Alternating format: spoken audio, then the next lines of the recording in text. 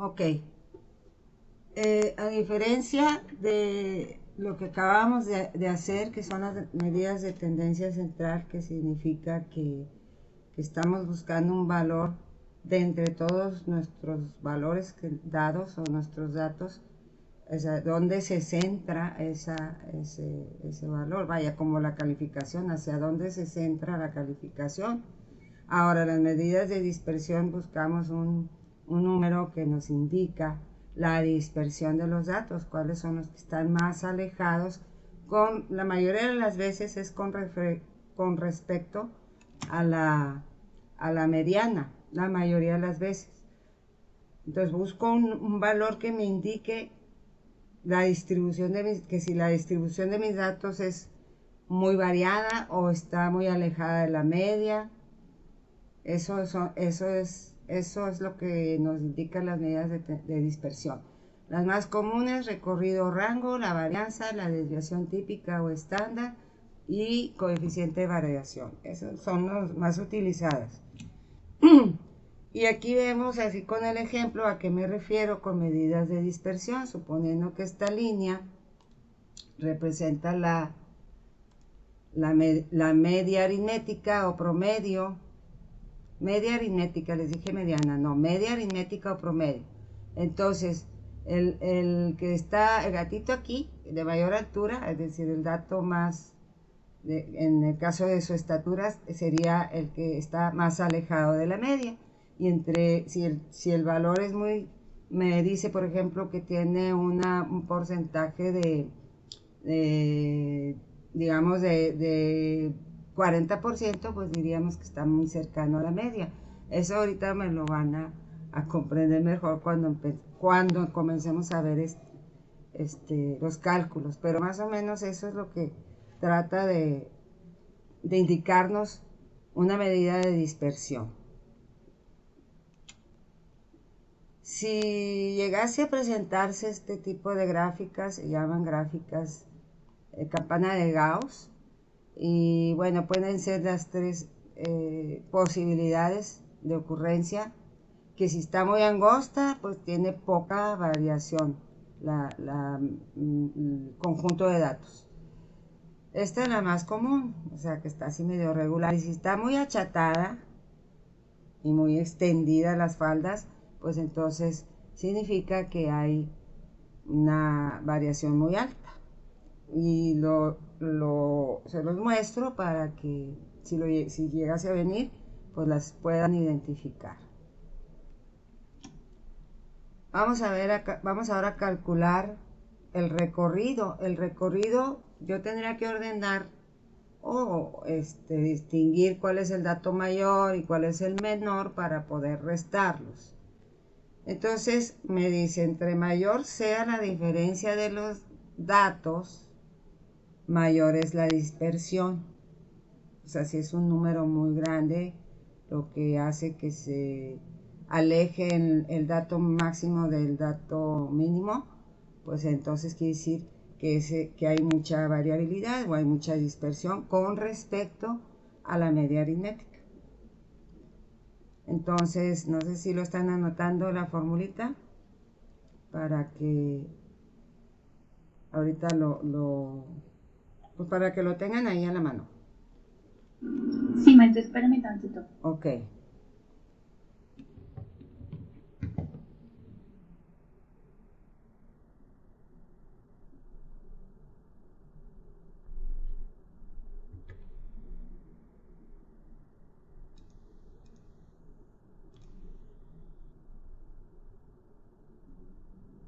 Listo. Ok. Gracias. Ok. Bueno, vamos a ver un ejemplo. Aquí tenemos una serie de personas ahí con sus estaturas y queremos ver su recorrido. Pues nada más es identificar el más alto y el más bajito para hacer la diferencia. ¿Sí? ¿Qué significa el 76%? Pues que sí hay mucha dispersión de mis datos con respecto a la media, o hay mucha variabilidad en las estaturas. Cuando sea mayor a 50, eso es lo que significa al momento de medir el recorrido de los datos. ¿Ok? Por debajo de 50, pues estaríamos hablando de una menor dispersión. Pues, profe, lo estoy anotando, espérense. Ay, es que como no te veo. Ok, Gracias. ¿ya? Bueno, ok, Ahí voy, espérame. sí, no, te espero, ya te...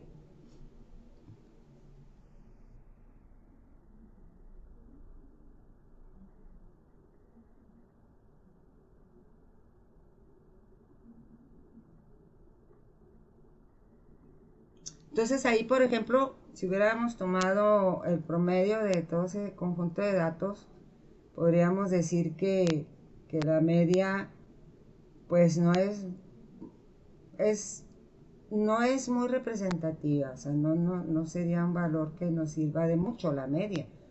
Si tuviéramos un 50%, estaríamos hablando de que sería aceptable esa media, o sea, ya la podemos tomar en cuenta como, por decir, como verdadera, ¿no? Como algo que sí me va a dejar a hacer el análisis Y la de respuesta estudio. siempre se va a expresar en porcentaje. Tiene las dos formas, por eso lo puse en las dos. El porcentaje me daba una mejor idea, ¿verdad? Porque aquí tendríamos que hablar que si esto hubiera sido 1, pues no, me está súper disperso, ¿no?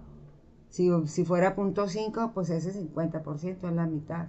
Sería medianamente aceptable la media, ¿va? Pero esto me deja más clara la idea, si lo conviertes a porcentaje. Si fuera el examen, pues puede ser así o puede ser así. Muchísimas gracias. Ya acabé de anotar. Muy bien, ahora vamos a hablar de la varianza. Mucho rollo, pero no es otra cosa que el promedio de los datos dispersos, ¿sí? Nada más que para calcular, también nos va a indicar qué tan dispersos están, qué tanta variación hay en ellos, qué tan representativa es la media, pero es como sacar un promedio de los datos dispersos, pero es más que nada la desviación típica. Pero para llegar a ella, yo tengo que calcular primero la varianza, ¿sí? Para yo poder decir, no hombre, los datos están súper dispersos o hay mucha variación en ellos. Primero tengo que calcular la varianza para poder sacar ese dato que estoy buscando, que es la desviación típica. ¿Y por qué tengo que hacer los cuadrados? Ahorita van a ver por qué. Es lo mismo, la varianza mide la mayor o menor dispersión de los valores de la variable respecto a la media aritmética. Es lo mismo que la desviación estándar, nada más que esta me lo da con cuadrados. ¿Por qué? Mira, aquí en las fórmulas, aunque el procedimiento es el mismo para ambos casos, la representación varía, ¿sí? Y esto lo anuncio aquí por si acaso te preguntaran por estas fórmulas, que no creo. Y para que tengas el conocimiento de cómo se representa la varianza cuando se trabaja con una población y cómo se representa la varianza cuando se trabaja con una muestra, ¿sí? Pero el procedimiento es, en el caso de la población, se le va a restar al dato la media y se divide entre toda la población, y acá lo que cambia nada más es que le tenemos que restar a la muestra 1, pero lo de acá arriba es lo mismo. Bueno, todo esto que está aquí abajo, yo creo que les voy a mandar todas estas formulitas, así como le hice ayer. Y luego dice, la desviación típica o estándar muestra qué tan alejado está un dato del valor de la media aritmética. O sea, también tiene que ver, también nos indicaría la dispersión. Y estas serían, no es otra cosa más que la raíz cuadrada del procedimiento anterior, que es la varianza. Una vez que se calcula la varianza y quieres conocer la desviación típica, pues le sacamos raíz cuadrada a ese valor. Vamos a ver un ejemplo. Pongan mucha atención de cómo se hace este procedimiento. Dice, se tienen los ingresos anuales de 5 empresas distintas. 5 es la población. porque no estamos hablando de 5 empresas, es la población. Pertenecientes a un mismo empresario, las cuales son los ingresos, y aquí me lo da en la tabla. Para la empresa A, 2.500, B, 1.800, y así sucesivamente. ¿Cómo se calcula la varianza? Pues al dato, bueno, pero ahorita lo hacemos acá. Al dato se le resta la media. Mi dato es este que está aquí. Esto nada más para que supieran a quién se refiere estos 2.500, pero los datos son estos, ¿sí? Y luego tengo que calcular acá esta parte de aquí que nos dice que le voy a restar a cada uno de esos datos la media aritmética. Por lo tanto, tengo que calcular la media aritmética. ¿Cómo voy a calcular? Voy a agregar estas columnas, eso es conveniente, para ir haciendo paso a paso lo que me pide mi fórmula.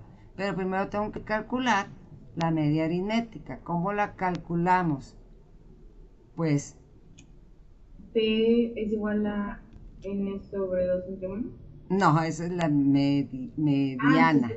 El promedio, pues el promedio es sumar todos los ingresos y dividirlo entre la cantidad de empresas que tengo, que es la población, ¿sí?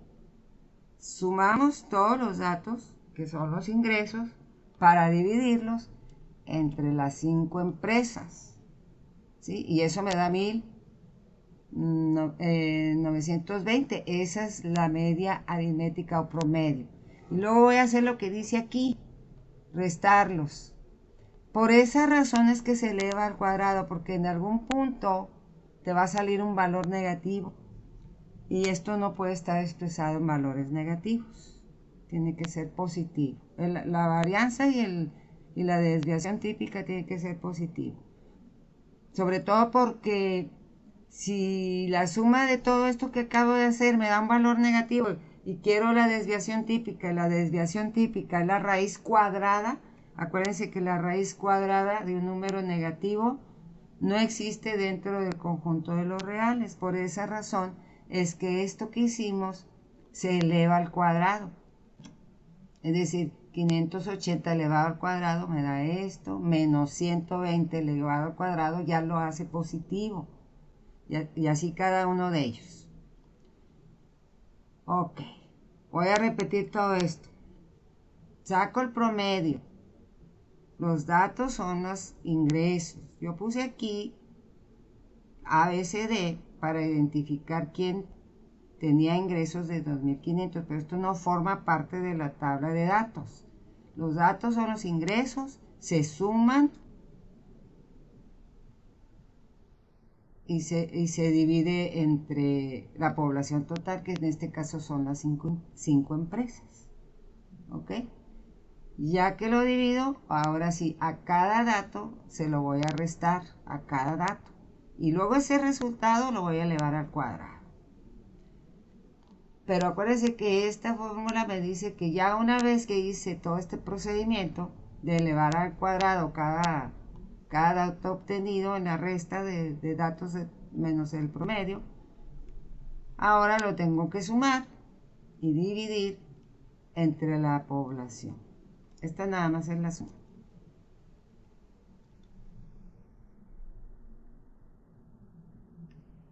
Esta diapositiva se las voy a mandar, así tal cual, para que se apoyen en ella, independientemente de que estoy grabando la sesión. Entonces ya habíamos dejado aquí la pura suma, ¿sí?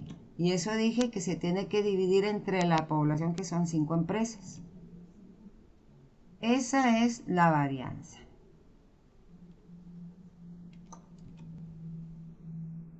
Si quiero... ¿Puede regresar un tantito ahorita? ¿Sí? Por favor. ¿Estás aquí anotando? Ah, bueno, yo espero. Yo espero. Nomás, Yo vi lo último, permítame. sí, nada más avísenme. Otra vez. Se abrió Facebook. Bueno, ahora, coeficiente de variación. Es el siguiente elemento de que pertenece a las medidas de dispersión o que miden la dispersión de los datos. Muestra un mejor grado de variabilidad. Bueno, Aquí dice grado de variabilidad y dispersión de los datos con respecto a la desviación típica. Además expresa qué tan representativa es la media aritmética en un conjunto de observaciones. Pues aquí tenemos la fórmula. Generalmente se multiplica por 100, o sea, para poderlo expresar en porcentaje. Como les decía ahorita, es lo ideal, porque pues, se puede apreciar mejor lo que quiere decir el coeficiente de variación. Entonces, si el coeficiente de variación es menor al 10%, entonces se dice que hay poca variabilidad. Si es de entre 11 y 50 es aceptable, y si es mayor, pues es moderadamente aceptable, pero realmente si ya llegas a un 70%, pues ya no es tan aceptable, porque estás hablando de que hay demasiada dispersión, pero es lo más común.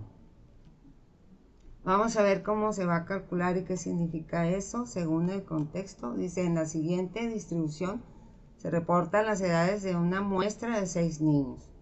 Y aquí nos lo presentan. Acuérdense que esta tabla no es una tabla de frecuencias, es una tabla de datos no agrupados. Dice, calcula el coeficiente de variación. ¿Cómo era? Sumar. Primero tengo que... Vamos atrás para que vean. Primero tengo que sacar la media. ¿Sí? Tengo que sacar la media y tengo que sacar la desviación típica. Siempre. Entonces vamos a sacar la media por medio. Se suman todos los datos, se divide entre 6 niños y ese es el promedio. Luego, la raíz cuadrada de todos estos datos. ¿Sí?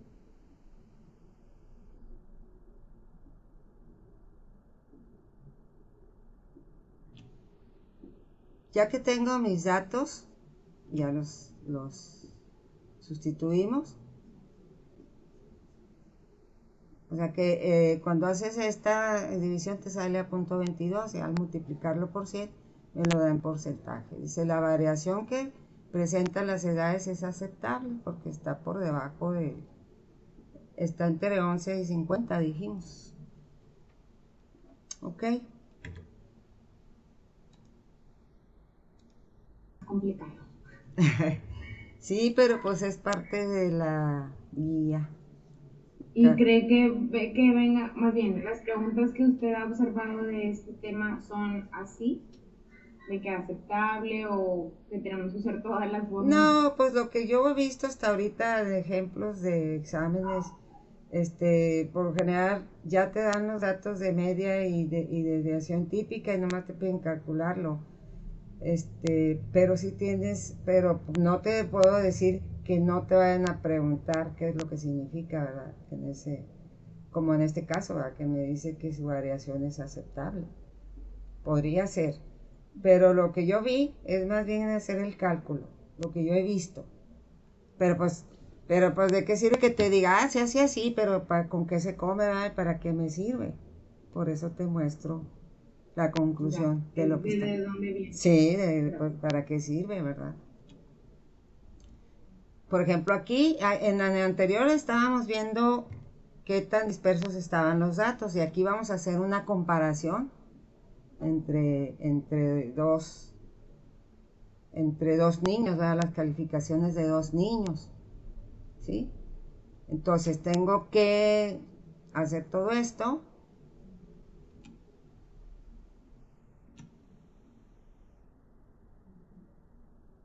Ya saqué la desviación típica del niño A. Bueno, para esto porque ya me dieron los datos y lo del niño B. Perdón, aquí le dije A, pero es el B.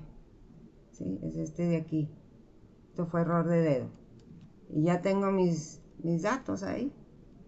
Entonces, ¿qué concluye? Porque la pregunta es, ¿cuál de las dos personas tiene una calificación más constante o con menos variabilidad? Pues el B, porque es el que tiene menos porcentaje. ¿Sí?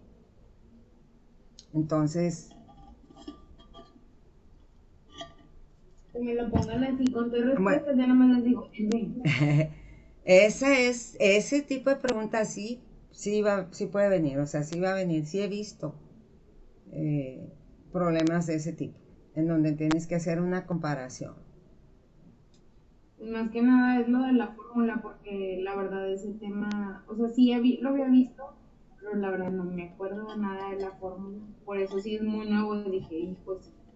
Sí, pero yo te estoy enseñando a sacar varianza desviación típica, pero eso no. O sea, en los que yo he visto, los ejemplos que yo he visto de exámenes ya te dan los datos. Sí, pero como usted dice, o sea, no nos está diciendo de dónde viene para saber qué contestar, porque si usted me pregunta, ¿cuál es más constante o variabilidad? Si me lo hubiera puesto hace una hora, no le hubiera sabido responder. Sí, no, porque así a simple vista parecieran que los dos son constantes y no. Y no, o sea, tengo que hacer esto para realmente darme cuenta de quién tiene, por decir así, su promedio debe ser mejor porque de hecho es más alto que el A, ¿verdad? Y tiene menos variación en sus calificaciones y aparentemente dices tú, tiene 5, obviamente él salió reprobado, pero esto es por el ejemplo y las cantidades que tengo aquí, pero en un hecho real, si tú ves a uno con 6.5, dices, pues es mejor este niño que el otro, sí, pero qué tan representativa es tu media aritmética. Entonces este es el que me va a decir que él es más constante. ¿Ok? Sí, o puede ser que en el examen no precisamente tengas que hacer el cálculo y te presenten estos datos, ¿verdad? Tengo estos alumnos y uno tiene su coeficiente de variación es tanto y el otro es tanto, ¿quién es más constante? Y no tengas que hacer ningún procedimiento. Dudo mucho que vayas a hacer tanto procedimiento. Más bien es este cálculo. Nada más aprenderte que vas a dividir desviación típica entre el promedio y multiplicarlo por 100 si es necesario. Si no, no. Si no, te lo va a dejar en decimal. ¿Ok? Sí, gracias. Dice, se midieron los pesos en kilogramos a un grupo de 10 personas. Y ahí te dan un montón de datos. Obteniéndose un promedio de 73.8. Se desea conocer el coeficiente de variación de la variable peso. Obviamente yo aquí voy a hacer todo el procedimiento. ¿Ok? Y todo eso me da 13.83. ¿Para qué quiero eso? Pues para meterlo aquí en la fórmula, porque ya me están dando el promedio. Pues ya nada más divido y multiplico. Me faltó ahí el signo de porcentaje. Ahí. El porcentaje. 18.73%.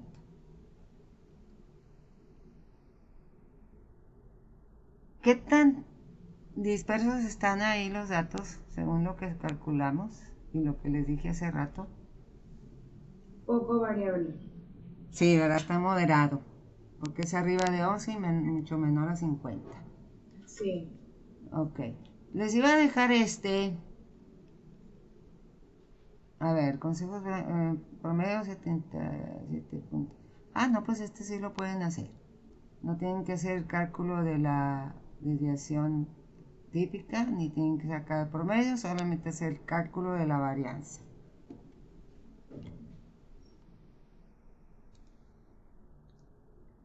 Porque los datos ya me los dieron. Promedio 7.65 y la desviación de 2.55. La pregunta dice, el guardarropa, ¿es en lo cierto? Sí. Pues sí está en lo cierto, porque la variabilidad, o sea, sí están diferentes. Me salió uno 33 y el otro 40. Bueno, a mí me salió 40.5. Bueno, o sea, 33.3, 40.50. Sí, no, está bien, está bien. Entonces es cierto, ¿verdad? Que sí hay variación entre las dos poblaciones de conejos, ¿verdad? Y aparte, bueno, esto fue un extra. Dice, el coeficiente de variación de los pesos de los conejos negros es casi 7% mayor, pero no tienes que contestar eso, nomás entender que sí es cierto, ¿verdad? Por la... Ajá. Y en dado caso, ¿cuál sería la siguiente pregunta para sacar la raíz? Me tendrían que preguntar qué cosa. No, es que eso fue cuando calculamos la varianza. Sí. Ah, ok, si no me preguntan varianza, hasta no, ahí le dejo. Sí, es que de hecho no vas a tener que hacerlo. Yo nada más te lo estoy enseñando para que supieras. Para conocer. Sí, para conocer, porque imagínate eso en un examen, hacer la varianza y luego la desviación típica para poder calcular el coeficiente de variación, pues no, te lleva mucho tiempo, pero sí que lo conozcas, que sepas para qué es y lo reconozcas para poder contestar estas preguntas, porque estas sí son posibles ahí en el examen, ¿verdad?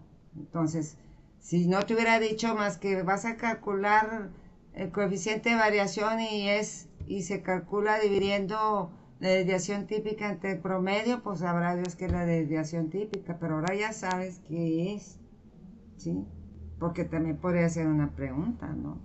Si te dan la desviación típica de algo y sabes que tiene, si lo viéramos como porcentaje es mayor, mucho mayor que 50, pues también me estaría diciendo que hay mucha variación. O sea, estos tres, el recorrido, la varianza, la desviación típica y el coeficiente de variación me sirven para lo mismo, para poder identificar si el conjunto de datos está muy disperso, si hay variación, si la media es representativa o no. Para eso me sirve. El coeficiente de variación es el único que no se puede emplear en comparaciones como estas si estuviéramos hablando, por ejemplo, de conejos y hormigas, porque obviamente hay una gran diferencia, o sea, tiene que ser más... Es mucho la variación. Sí, pues sí, obviamente, ¿no? O sea, tienen menor masa, pues, pesan menos, entonces tiene que ser congruente, ¿verdad? Uno con otro. Sí, si no, no se puede, así es. Esto está, pues se me hace que más sencillo. ¿Para qué sirve o sea, qué es la probabilidad? Pues no es otra cosa más que el cálculo de la posibilidad de que ocurra algo, cualquier fenómeno. Eso es la probabilidad. Vamos a hablar de los conceptos, evento o experimento no aleatorio, porque también podría ser una pregunta de examen. ¿Qué es eso? Pues mira, es algo que sabemos que sí va a ocurrir, ¿sí? No es aleatorio porque es algo que sabemos que sí va a ocurrir. Por ejemplo, si dejo caer el dado, pues sabemos que se va a caer. ¿Por qué? Pues por el efecto de gravedad. Y eso nunca va a cambiar. En cambio, los experimentos aleatorios, pues no podemos predecir qué va a suceder realmente, ¿verdad? Porque si tú lanzas el dado, no sabemos que se cae, pero no sabemos si va a caer en 2, en 4, en 5 o cuál de los números. Ese es el experimento aleatorio, ¿sí? Esto puede ser pregunta de examen. Saber identificar cuando se trata de un evento no aleatorio y de uno que sí lo es. Espacio muestral, se llama espacio muestral, conjunto de todos los resultados posibles en un experimento aleatorio y se puede denotar con la letra S. Hay otras letras que también sirven para denotar, pero es lo más común. Vamos a verlo con un ejemplo. Si yo tiro una moneda, sabemos que tiene dos caras. Aquí en México decimos águila o sol. Entonces el espacio muestral de esa moneda, pues es el águila, son las dos caras, ¿verdad? Águila y sol. El espacio muestral de un fenómeno se le llama cardinalidad, a la cantidad de elementos que tiene un espacio muestral. Les estoy explicando esto para poderles enseñar a hacer cálculos de probabilidad donde voy a ocupar estos datos. ¿Sí? Ahora, si yo lanzo un dado, puede caer 1, 2, 3, 4, 5, 6. O sea, esos son los valores que están contenidos en el dato. Ese es mi espacio muestral. Su cardinalidad es de 6 porque tengo 6 números ahí. Cardinalidad es eso, la cantidad de elementos que se encuentran en el espacio muestral. ¿Sí? Suceso simple o compuesto. Dice, un suceso de un experimento aleatorio puede ser de dos tipos, simple o compuesto, y se representa con una letra mayúscula. Por ejemplo, si yo tengo el evento lanzar un dado, que sabemos que su espacio muestral es del 1 al 6, salir un 3, o sea, al hacer el experimento y solicitamos o la probabilidad de que salga un 3, esto es un suceso simple, porque nomás estoy buscando un solo valor de mi espacio muestral, y esto sería la representación de ese suceso. Compuesto. Dentro del lanzamiento yo te puedo preguntar, si yo lanzo un dado, ¿qué probabilidad hay de que salga un número primo? Pues ya estamos hablando de más de un número dentro del conjunto. Entonces es un suceso compuesto. Y también tienen su cardinalidad cada uno de ellos.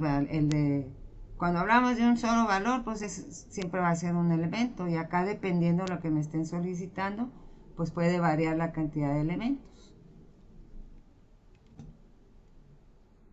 El cálculo de probabilidades debe ser un valor que esté entre 0 y 1. Eso es lo que significa esta notación. Si A es un suceso de un evento aleatorio E, y al calcular su probabilidad me sale, por ejemplo, menor a 50, pues tiene muy poca probabilidad de que ocurra. Si es arriba de 50, pues tiene mayor probabilidad de que ocurra. Si es 1, pues su probabilidad de ocurrencia es segura. De lo contrario, sería una probabilidad 0. Por ejemplo, si yo te dijera, ¿qué probabilidad hay de que salga un 7 al lanzar un dado? Pues no hay nada, porque el dado tiene nada más 6 números. Entonces su probabilidad es de 0. Entonces es para entender los cálculos de probabilidad. O sea, arriba de 50 tiene mayor probabilidad de que ocurra algo. Menor a ello, ya no es tan probable de que ocurra ese evento. La regla de Laplace no es otra cosa más que la manera de calcular probabilidades simples. Y se calcula dividiendo el número de casos favorables que están dentro del suceso. Esas son las que tenemos dentro, la cardinalidad del suceso, entre el número total de casos, que es la cardinalidad de nuestro espacio muestral. Con un ejemplo lo vamos a entender. Dice, al lanzar una moneda, ¿cuál es la probabilidad de obtener águila? Primero, el evento es lanzar una moneda, su espacio muestral es águila y sol, por lo tanto tengo dos elementos, y el suceso es obtener águila, pues nomás uno. Entonces, casos favorables entre casos totales, pues la probabilidad es de 1/2, o 0.5 o 50%. Eso lo muestro de esa manera porque si tienes que calcular alguna probabilidad, puede aparecer en forma de fracción, puede aparecer en forma decimal o puede aparecer en forma de porcentaje. Así poquitas chavas. Bueno, vamos a ver otro. Dice, se lanza un dado, encuentra la probabilidad de obtener un 4. Entonces tenemos 6 elementos, pero tenemos uno nada más, un caso favorable. Entonces sería 1 entre 6, o 0.16 o 16%.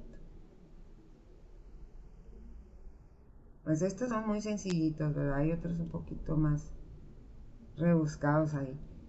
Ahora, ¿cómo podríamos medir la probabilidad de que un evento no ocurra o un suceso no ocurra? Así es como se expresa matemáticamente, pero lo vamos a hacer de esta manera más sencilla. ¿Cuál es la probabilidad de que al lanzar un dado no caiga en 2? Evento, lanzar un dado, ahí tenemos todo lo que debemos tener como datos.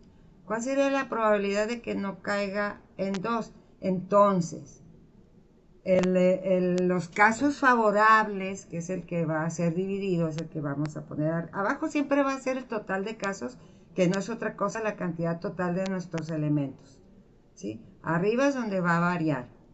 ¿Qué necesito que suceda? Pues que no caiga el 2, entonces tiene que salir el 1, el 3, el 4, el 5 y el 6.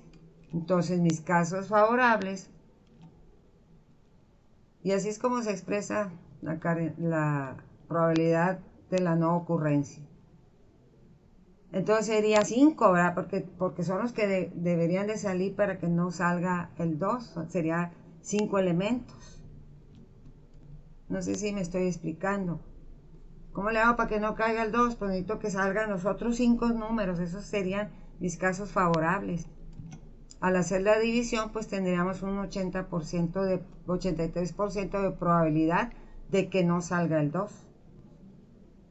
Y así sería regularmente, bueno, los problemas serían, o sea, dependiendo del evento. Sí, por ejemplo, del es un suceso. dado. Sí, es un dado. Otro es la moneda. La moneda nada más sería el otro número, ¿verdad? O sí, no puede. Sí, así es. Ya.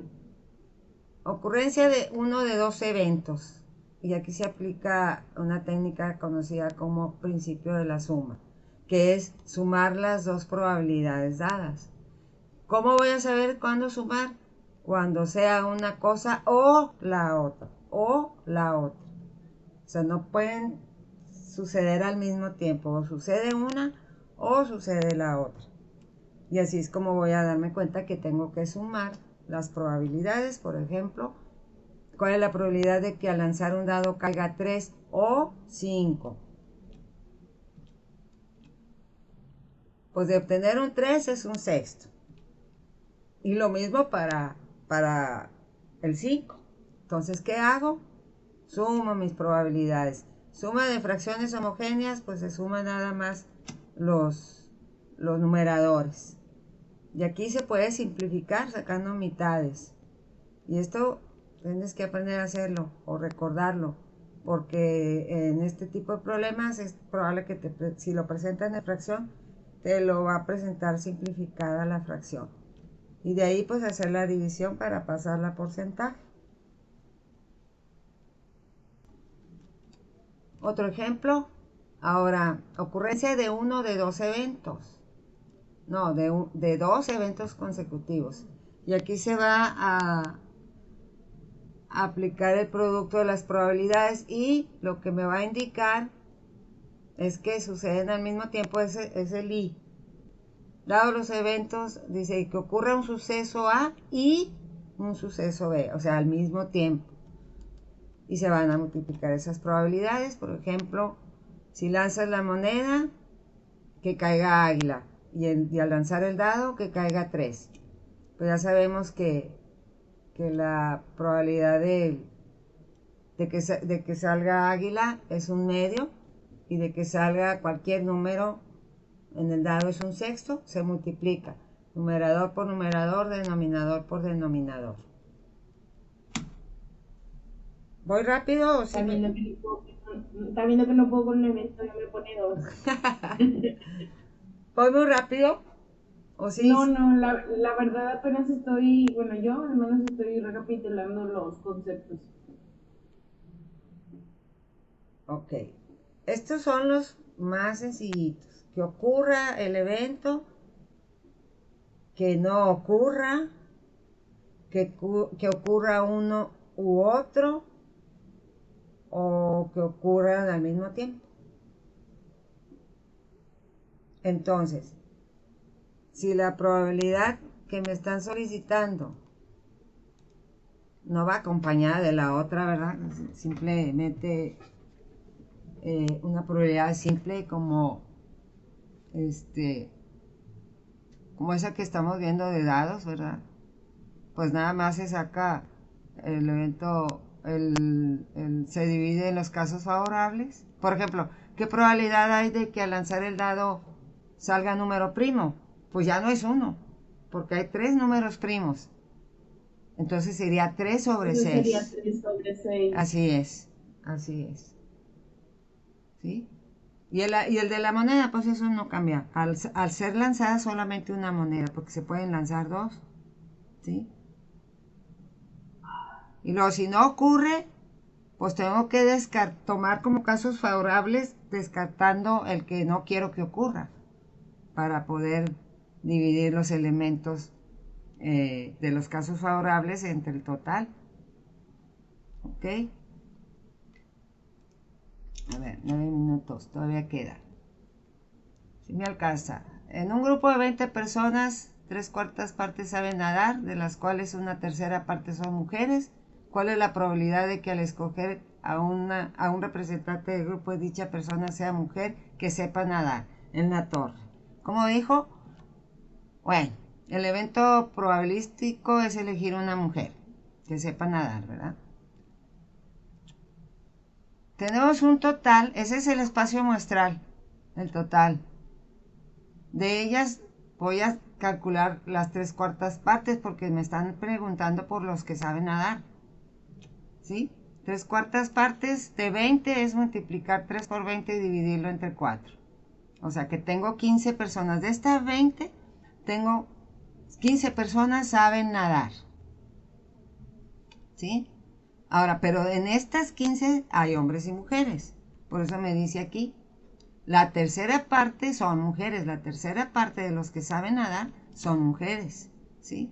Entonces lo dividimos entre 3. ¿Sí? Entonces tengo 5 mujeres que saben nadar. Estos son los casos favorables. ¿Sí? Estos son los casos favorables, el total de mujeres que hay entre estas 15. Así que, y el total es el espacio muestral. Acuérdate que el total de casos es la cardinalidad del espacio muestral, 20 personas. Entonces tengo un 25% de probabilidad de que se elija a una mujer que sabe nadar como representante del grupo. Entonces ya no fue tan facilito, ¿verdad? Hay que echarle un poquito de coco a eso. Sí, hay que analizarlo un poquito más. Sí. Y así sí, va. Porque si no, bueno, si no le sigo, me quedaría yo con el 15, que eran personas que saben nadar. Que saben nadar. Preguntando de esas. ¿Qué persona sea mujer? Ajá. Calcular a las mujeres solamente, no al total de los que saben nadar. Si alcanzo a ver otro. Pues esto es parecido al que vimos ahorita, que les decía yo de los números primos. Me piden que calcule, fíjate bien, ahora hay aquí la I. Tengo que calcular la probabilidad de que haya R's y que haya consonantes para una probabilidad total. Dice, ¿qué probabilidad existe de que obtener una letra R y una letra consonante respectivamente? ¿Qué probabilidad hay de que suceda eso? Pues así, para la letra R tenemos 2 letras de un total de 10 y para las consonantes tenemos 6 de un total de 10. Entonces yo calculo esas probabilidades por separado y si dice I, ¿qué tenía que hacer? Multiplicarlas para tener la probabilidad que me están solicitando de obtener letras en R y consonante al mismo tiempo. ¿Sí? Ya. Entonces ahí se va poniendo más sabrosón este asunto. Ya, profe, porque se me está deshidratando el cerebro de tanto calor. No, hombre, y luego ya siendo viernes, que ya andan todo el mundo más cansadillo de las actividades cotidianas, ¿verdad? El trabajo y lo que tienes que hacer y otra vez échale coco, pues más cansada. Así es. 5 minutos. No, sí, alcanzamos otro. Bueno, ok. Dice, en una bolsa hay 15 golosinas de vainilla, 10 de café, 5 de chocolate. ¿Qué probabilidad existe de sacar una golosina que no sea chocolate? Entonces, dentro del conjunto de golosinas, yo voy a descartar aquellas que son café. Entonces deben de salir de vainilla, perdón, deben salir de vainilla y de chocolate y de café, ¿sí? Entonces, ¿cuántos casos favorables hay ahí? La suma de los que deben de salir, porque necesito que no salgan los de chocolate. Tenemos 25. Y el total de casos, pues ya es la suma de todas las golosinas, ¿sí? Entonces quitamos lo que no quiere que salga, que son los casos favorables. Tendríamos 15 entre el total de casos, entre el total de los elementos de ese conjunto de golosinas.